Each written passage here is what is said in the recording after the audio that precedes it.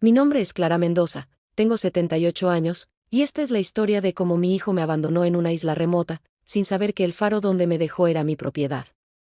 Nunca imaginé que la persona por quien di mi vida entera, a quien crié, con las manos encallecidas tras quedar viuda a los 40, me traicionaría de la forma más dolorosa. Todo comenzó cuando mi esposo, Pedro, un pescador valiente del pueblo de San Isidro, murió en una tormenta feroz hace casi 4 décadas. Lo recuerdo como si fuera ayer, la lluvia golpeando las ventanas de nuestra humilde casa de madera, construida con tablones rescatados del mar tras un naufragio en 1947, el rugido de las olas que parecían tragarse el horizonte, y yo corriendo al puerto con Javier, mi pequeño de 5 años, en brazos, envuelto en una manta raída que olía a sal y humedad. El viento cortaba mi rostro como un cuchillo mientras los relámpagos iluminaban el cielo, y llegamos tarde. Su barca, la Esperanza, estaba hecha astillas contra las rocas, su mástil partido como un hueso roto. Los pescadores del pueblo, con sus rostros curtidos por el sol y las barbas empapadas, me miraban con ojos llenos de lástima. Lo siento, Clara, murmuró don Luis, el más anciano de ellos, mientras me entregaba el sombrero de Pedro, empapado y roto, con una pluma que se desprendía lentamente. Me quedé sola, con deudas que no podía pagar, el préstamo para la barca, las medicinas de mi madre enferma de tuberculosis, el alquiler de la casa que apenas cubría con mi trabajo de costurera, y un niño que dependía de mí para todo. Las noches siguientes fueron un tormento. Javier lloraba preguntando por su padre, ¿dónde está papá, mamá? Y yo, con el corazón destrozado, le cantaba nanas que mi madre me enseñó, canciones que hablaban de mares calmados y estrellas. Guía, aunque mis lágrimas caían silenciosas sobre su cabello oscuro, mezclándose con el sudor de mi frente. Para sobrevivir, tomé el puesto de faroleira que mi padre me dejó como herencia. Era un trabajo duro, heredado de generaciones de mi familia, un legado que remontaba a 1865, cuando mi bisabuelo, Miguel Mendoza, un inmigrante gallego, construyó el faro con sus propias manos tras sobrevivir a un naufragio que mató a su hermano menor. Aquella tragedia lo marcó para siempre, y juró que ninguna otra familia sufriría lo mismo, erigiendo el faro con piedras traídas del interior y un farol alimentado por aceite de ballena, un lujo en aquellos días. Mi padre, José, lo mantuvo vivo, y yo heredé esa responsabilidad tras su muerte por una fiebre en 1972. El faro de San Isidro, con sus 120 escalones de piedra gastada por el tiempo, sus paredes cubiertas de musgo salino y su linterna que giraba con un zumbido metálico, se convirtió en mi refugio y mi carga. Subía cada noche con una linterna en mano, enfrentando el viento cortante que azotaba la costa, encendiendo la luz que guiaba a los marineros de regreso a casa. Mi padre me enseñó que esa luz era más que un deber, era un lazo con quienes dependían de nosotros, un símbolo de esperanza en la oscuridad. Trabajé sin descanso, cosiendo redes para los pescadores durante el día, mis dedos sangrando por las agujas mientras el sol quemaba mi piel, vendiendo pescado seco en el mercado bajo el calor abrasador, y ahorrando cada peso que caía en mis manos, guardándolo en una lata oxidada bajo mi cama, donde las ratas a veces intentaban roerla. Rechacé propuestas de matrimonio de hombres del pueblo que veían en mí una viuda joven y trabajadora. Uno de ellos, don Rafael, un viudo adinerado con una finca en el interior, me ofreció una vida cómoda, trayéndome flores silvestres recogidas por sus sirvientes y promesas de estabilidad, pero lo miré a los ojos y dije, mi hijo primero, sabiendo que un nuevo esposo podría alejarme de mi deber con Javier. Me aferré a esa promesa, limpiando las lágrimas después de cada día agotador frente a un espejo empañado por la humedad, donde mi reflejo mostraba una mujer agotada pero determinada, con ojeras que contaban historias de noches sin dormir. Con el tiempo, junté suficiente para pagar la Universidad de Ingeniería de Javier en la capital. Vendí el collar de perlas de mi madre, mi último recuerdo de ella, un objeto que brillaba como sus ojos antes de morir de tuberculosis en una cama improvisada en nuestra sala, para comprar sus libros y uniformes. Lo veía partir en el autobús, con su maleta gastada atada con cuerdas que yo misma cosí, prometiendo, mamá, voy a devolverte todo con creces, te lo juro. Escribía cartas al principio, llenas de entusiasmo sobre sus clases y amigos, describiendo el bullicio de la ciudad y los puentes que soñaba construir. Pero las palabras se volvieron escasas con los años, reemplazadas por postales ocasionales con frases cortas, todo bien, te quiero. Se convirtió en un ingeniero reconocido, contratado por una empresa de construcción en la ciudad, donde diseñaba puentes y edificios que aparecían en los periódicos, con fotos de él en trajes impecables junto a hombres de corbata. Se casó con Lucía, una mujer ambiciosa que siempre miraba mi casa humilde con desprecio, como si el olor a sal y madera fuera una ofensa a su perfume caro importado de Francia, y sus joyas que tintineaban como advertencias. Tuvieron 2 hijos, mis nietos Tomás y Ana, a quienes apenas veía, sus rostros borrosos en fotos que Javier enviaba como un deber. Las visitas se volvieron escasas, las llamadas, llenas de excusas. Estoy en un proyecto grande, mamá, te llamo. Luego, y el silencio al otro lado de la línea se volvía más pesado cada vez. Mi faro, con su luz constante, se volvió mi único consuelo, un faro que no solo guiaba barcos, sino que iluminaba mi soledad en las noches interminables, donde el zumbido de la linterna era mi única compañía. Hasta aquella tarde de invierno. Hace 2 años. Resbalé en las rocas húmedas cerca del faro mientras recogía algas para un caldo, un hábito que mantenía viva la memoria de mi madre, quien me enseñó a cocinar con lo que el mar ofrecía, sus manos guiando las mías sobre una olla humeante. No fue grave, solo un golpe en la pierna y un susto, pero el dolor me dejó sentada en la arena, mirando el mar gris que parecía reflejar mi alma, sus olas rompiendo con un lamento que resonaba en mi pecho. Javier apareció al día siguiente. Con Lucía, preocupados, o eso creí. Mamá, esto no puede seguir así, dijo él, paseando por mi cocina como si fuera un inspector, tocando las paredes agrietadas con desdén y frunciendo la nariz ante el olor a leña quemada que impregnaba el aire. Vives sola, podrías morir y nadie se enteraría por días. Me defendí, diciendo que estaba bien, que el faro era mi vida, mi conexión con el pasado, el latido de mi historia familiar, pero Lucía intervino con esa voz dulce pero firme que siempre usaba, como si hablara con una niña perdida. Clara, te vamos a llevar a un lugar seguro, una casita en la isla donde te cuidarán mientras reformamos el faro. Confié, pensando que era temporal, recordando las promesas de Javier de niño, cuando me traía flores silvestres y juraba protegerme. Preparé una maleta con mis tesoros, las cartas amarillentas de Pedro, donde me escribía promesas de amor entre travesías, describiendo el mar como un espejo de sus sueños y el sol como mi sonrisa, una foto de Javier con 10 años pescando conmigo, su sonrisa llena de dientes faltantes y su caña torcida, el farol de bronce de mi padre que aún olía a aceite y recuerdos, su superficie grabada con iniciales de generaciones pasadas. Cuando llegué a la casita, algo no encajaba. Las paredes goteaban como si lloraran, el olor a moho era sofocante, una mezcla de tierra húmeda y desesperanza, y los vecinos me miraban con pena, susurros que llegaban como olas suaves, diciendo que la pobre Clara fue traicionada por su propia sangre. Los días se convirtieron en semanas, y Javier dejó de responder mis llamadas. Me sentaba en la ventana, mirando el faro a lo lejos, su luz parpadeando como un latido débil, sintiendo que una parte de mí se apagaba con cada noche que pasaba. Las mañanas eran frías, el té que preparaba en una tetera abollada sabía a soledad, y las noches eran un eco de pasos que nunca llegaban, solo el crujir de las tablas bajo mis pies descalzos. Intentaba mantener rutinas, barría el suelo, cosía retazos de tela para hacer almohadas, pero el silencio me ahogaba. Una noche, Marta, una vecina bondadosa con manos arrugadas por el trabajo en los campos y un rostro surcado por arrugas que contaban historias de viudez, me llamó a escondidas desde una cabina vieja en el pueblo, su voz quebrada por la emoción. Clara, vendieron tu casa en el pueblo y están usando tu dinero, susurró, con los ojos llenos de compasión y un temblor en la voz que delataba su miedo a represalias. Sentí que el mundo se derrumbaba, como si el faro mismo se hubiera apagado, su luz reemplazada por una oscuridad que me envolvía. Lloré hasta quedarme dormida, acunando el farol de mi padre como si fuera un niño, sus curvas frías contra mi pecho, preguntándome dónde había fallado como madre, si mis sacrificios, las noches sin dormir, las manos cortadas, los sueños abandonados, habían sido en vano. Pero lo que Javier no sabía, lo que nadie sabía, era mi secreto. Hace 20 años, mi padre me dejó no solo el faro, sino las acciones mayoritarias de la compañía Lumière, que mantiene los faros de toda la costa, una empresa fundada en 1920 por un consorcio de marineros y comerciantes.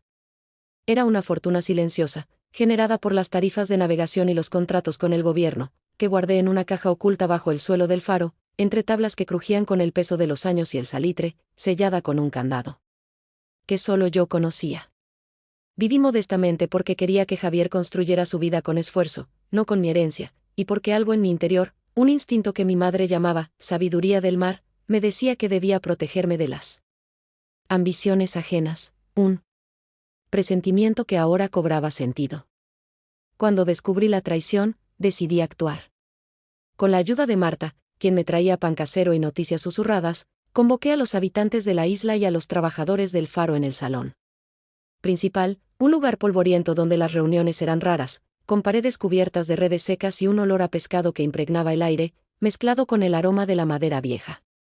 Abrí la caja frente a todos, mostrando los títulos de propiedad, los extractos bancarios con cifras que hacían brillar los ojos de los presentes, pescadores, mujeres de rostro endurecido, niños curiosos, y una carta de mi padre, escrita con su letra temblorosa tras un ataque de fiebre, sellando mi legado con las palabras: Clara, este faro es tuyo, cuídalo como cuidaste de mí, como el mar cuida de los suyos.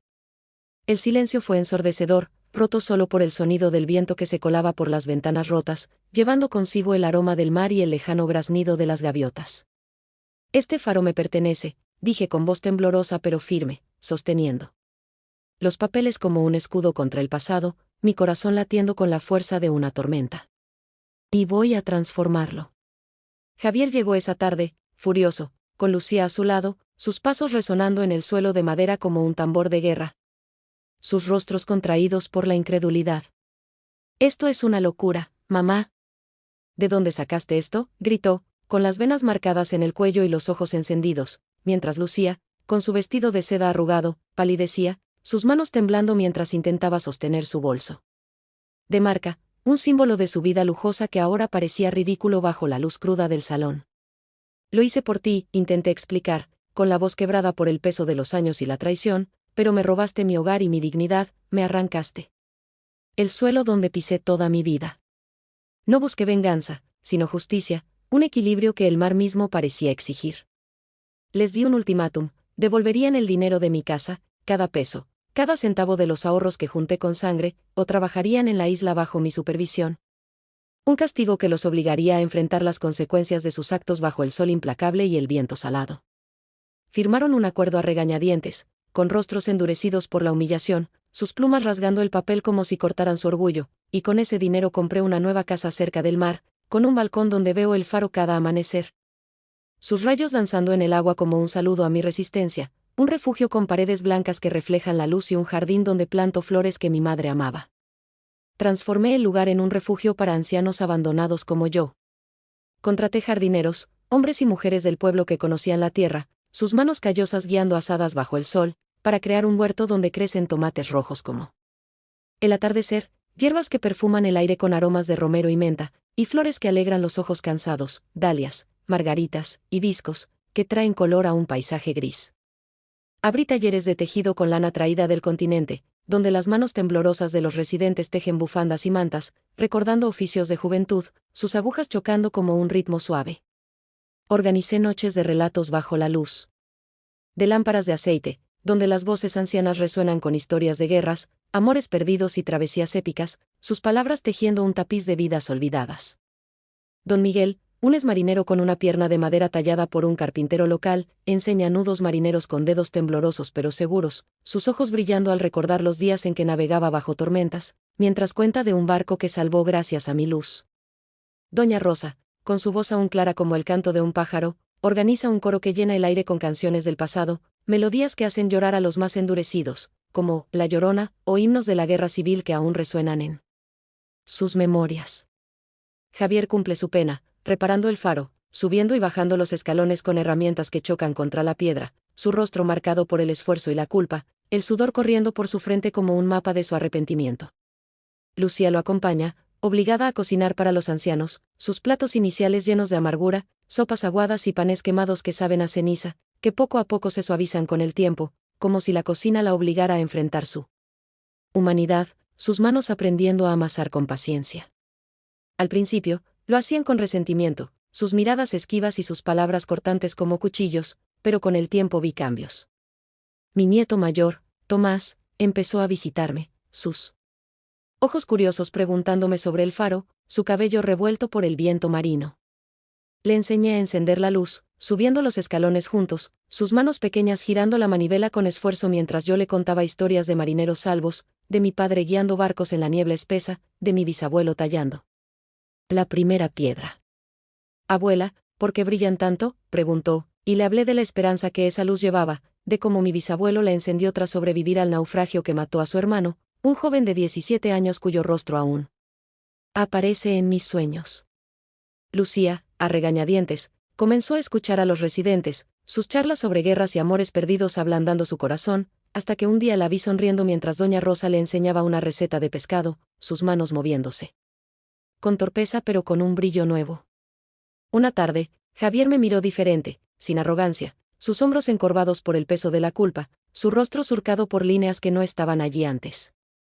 Mamá, lo siento, murmuró, con la voz ronca, como si las palabras le quemaran la garganta, su mirada perdida en el horizonte. No respondí con palabras, solo le di una linterna vieja del faro, su metal desgastado por el tiempo, grabado con las iniciales de mi padre, y dije, aprende a guiar, no a apagar, sintiendo que algo se sanaba en mi interior, como una herida que comienza a cerrarse bajo el sol tibio. La relación es frágil, pero hay esperanza, como un brote en la roca, alimentado por las visitas de Tomás y Ana, que ahora corre hacia mí con los brazos abiertos, pidiéndome más historias, su risa llenando el aire como un canto. Cuando el sol se pone, pienso en los ancianos invisibles, abandonados por ambición o negligencia, sus voces silenciadas por el tiempo, sus vidas reducidas a sombras en asilos fríos, sus manos temblando por falta de calor humano.